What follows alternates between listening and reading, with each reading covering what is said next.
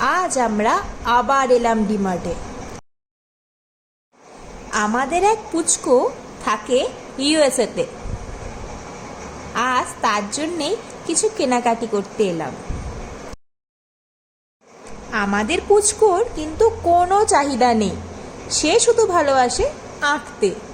তাই ভাবলাম মামি আর মামার তরফ থেকে আজ কিছু আঁকার সরঞ্জাম ওকে কিনে দেওয়া যাক।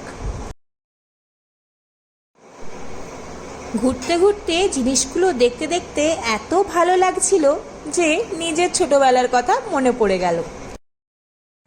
চারিদিকে কত পেন্সিল বক্স, কত কালার, বিভিন্ন রকম কালার, অয়েল প্যাস্টেল থেকে শুরু করে এমনি normal colour, sketch pen, pencils, বিভিন্ন রকম সুন্দর সুন্দর জিনিস।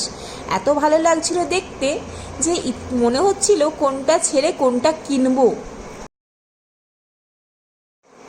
এই দেখুন, এই জল রঙগুলো কি সুন্দর না? এটাই একটা নিলাম।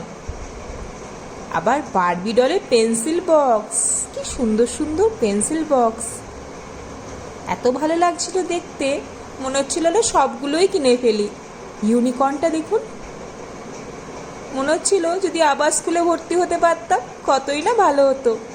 এই দেখুন, আবার বাসের মতো পেন্সিল বক্স, কি সুন্দর তাই না?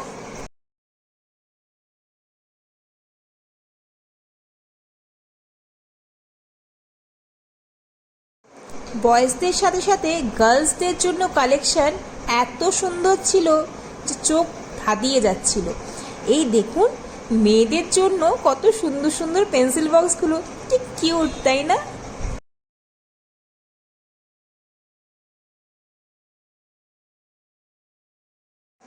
এই পেন্সিলের সেটটা নেওয়ার পর তারপর দেখলাম প্যাকেটটা একটু ছেঁড়া আছে, তাই একটু চেঞ্জই করে নিলাম। যতই হোক বাইরে যাবে তো।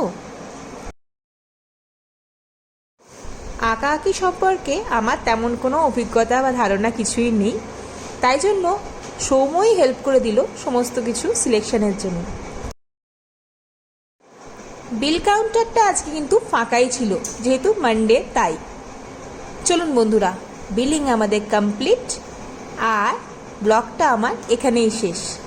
আপনারা সবাই ভালো থাকবেন আর জানাবেন অ্যাস্ট্রোনট পেন্সিল বক্সটা আপনাদের কেমন লাগলো। ঠিক আছে, তাহলে দেখা হচ্ছে পরবর্তী ব্লগে।